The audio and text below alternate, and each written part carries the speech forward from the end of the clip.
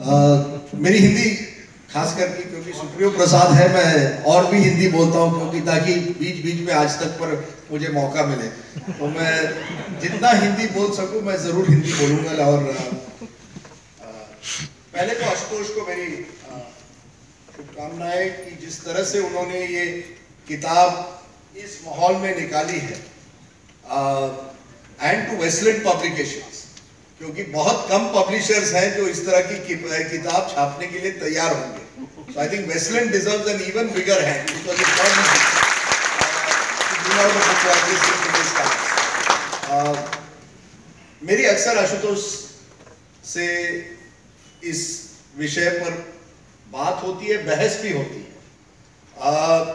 और इस किताब की विशेषता मैं ये देखता हूँ कि इस किताब में आज की तारीख में वो बात नहीं है जो बाकी किताबों में है कि कौन चुनाव जीतेगा। अब जब आप किसी को मिलते हैं वो ये पूछते हैं 272 कौन लाएगा, चुनाव कौन जीतेगा। आशुतोष ने अपनी किताब में चुनाव के बारे में कम बात की है, और जो वैचारिक और मैं समझता हूं संवैधानिक चैलेंज हमारे सामने है उस पर उनकी, और सांस्कृतिक जो चैलेंज है, कल्चरल आइडियोलॉजिकल चैलेंज जो है, उस पर उन्होंने अपना समय इस किताब में ज्यादा फोकस किया। और ये मुझे लगता है इस किताब की स्ट्रेंथ है, शक्ति है, क्योंकि आज की तारीख में आप अगर गणित पे जाए और कहे किसको यूपी में कितने सीटें मिलेगी और बिहार में कितने मिलेगी, तो मुझे नहीं लगता उससे आपको कुछ पता चलेगा। वो तो केवल 23 मई को ही पता चलेगा। एक ही सर्वे है, सर्वे कितने भी निकले, एक ही सर्वे निकलेगा जो 23 मई को निकलेगा। इस किताब में उस सर्वे से हटकर उस राजनीति जो एक पॉलिटिकल चैलेंज जिसे हम मानते हैं, मोदी जी को आप किस तरह से देखें, क्या मोदी जी चुनाव जीतेंगे, उससे हटकर हिंदू राष्ट्र का मतलब क्या है और उसका सोसाइटी पर क्या इंपैक्ट होगा, what impact will the notion of a Hindu rashtra have on a society, what impact is it having today. और उस परिभाषा में अगर हम देखें तो मुझे लगता है एक बड़ी बात जो निकल कर आ रही है कि कहीं ना कहीं, और मैंने 2014 में किताब ऐसे ही टाइटल ढूंढ रहा था, election that changed India. I thought it was a catchy headline. I didn't think that it would change India this fast in the manner that it has. कि 5 साल में इतना बदलाव आएगा। और बदलाव ये आया है, मुझे लगता है एज अ मीडिया पर्सन मैं बोल रहा हूं, what I call the normalization of hate. नफरत को आपने नॉर्मलाइज कर दिया। नफरत की भाषा को आपने नॉर्मलाइज कर दिया। देश के बड़े मंत्री एक मैनिफेस्टो के बाद क्रिटिसाइज करते हैं, जो उनका हक है, संवैधानिक हक है, उसके साथ कहते हैं ये तो टुकड़े टुकड़े गैंग ने करवाया। इस देश के सबसे बड़े राज्य के मुख्यमंत्री कहते हैं ये जो बालाकोट में हुआ है ये मोदी जी की सेना ने करवाया। जब आप किसी को आज आपकी बात अच्छी नहीं लगी और आप टीवी स्टूडियो में बार बार देखते हैं, आपको बात अच्छी नहीं लगी, आप कहते हैं यार ये तो पाकिस्तानी की तरह आप बात कर रहे हैं, you are a Pakistani, you should go to Pakistan. Every minister in this government who has spoken this language has been given a ticket to get re-elected. My friend Kirit Somaya, who took on the Shiv Sena and exposed the Shiv Sena on corruption, has been denied a ticket. वो कल बेचारा मेरे सामने मेरे से रो रहा था phone पर, saying I expose corruption, I have been denied a ticket for exposing corruption. But every minister in this government, from Giriraj Singh, who spoke about, who wants to keep sending people to Pakistan all the time, to all the other ministers, Anand Kumar Hegde, जिन्होंने साफ कहा है कि उनको इस संविधान में कोई विश्वास ही नहीं है। A minister in the government of India who is being sworn in and is accepting when he is sworn in that I am becoming a minister in the name of the Constitution of India, says I don't accept this Constitution, gets this ticket, is going to contest the election.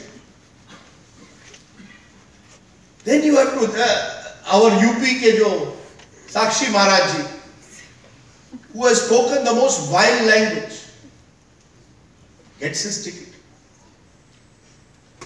And then you ask yourself, what kind of structure, government structure are we creating where language of hate gets normalized, gets rewarded? You are being rewarded for speaking this language. And then I ask myself, who said, hum 5 unke 25? 17 years is a long time possibly, but it is there. This was the language that was used consistently in 2002. All that has happened is that the Gujarat model has come to India. It has now become a national model.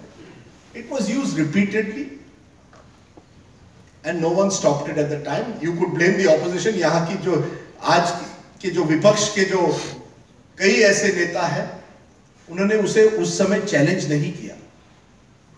उन्होंने उस भाषा को एक तरह से legitimise किया, क्योंकि उन्होंने उस भाषा, वो डरे हुए थे कि अगर हम इस भाषा को चैलेंज करें तो हमारा हिंदू वोट बैंक कहां जाएगा. Actually, even before the election, the RSS is already won. Look at the number of times Rahul Gandhi और प्रियंका गांधी को मंदिर जाना पड़ता है. They have to make sure कि हम वहां जाएंगे. Look at the number of Muslims who have been given tickets. The lowest number of minorities have been given tickets in this election in the history of India. And it's happening, you see, the Hindu Rashtra is not some kind of violent takeover. It's a constitutional takeover with elected autocrats running the show. And that is what makes it dangerous. You can challenge something that's violent before you. You can galvanize people, young लोगों. Do you want the constitution to be destroyed? Do you want Ambedkar's constitution to be destroyed? And maybe you can get support for it. But when it is done without the edge of violence, when it is done purely as normal, कि नहीं चुनाव हम तो जीत गए. Whenever today the question is asked as to आप इस तरह सी भाषा क्यों करते, वो कहते थे हम तो चुनाव जीत गए, लोगों ने हमें वोट दे दिया. Once effectively you are saying, once I have the people's mandate today, then I am free to tell my opponent to go to Pakistan.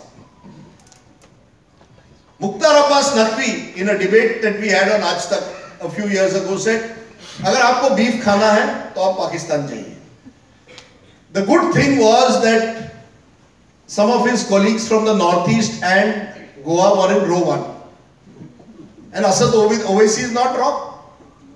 Ki beef is mummy in the Hindi heartland, it is yummy in Goa and northeast.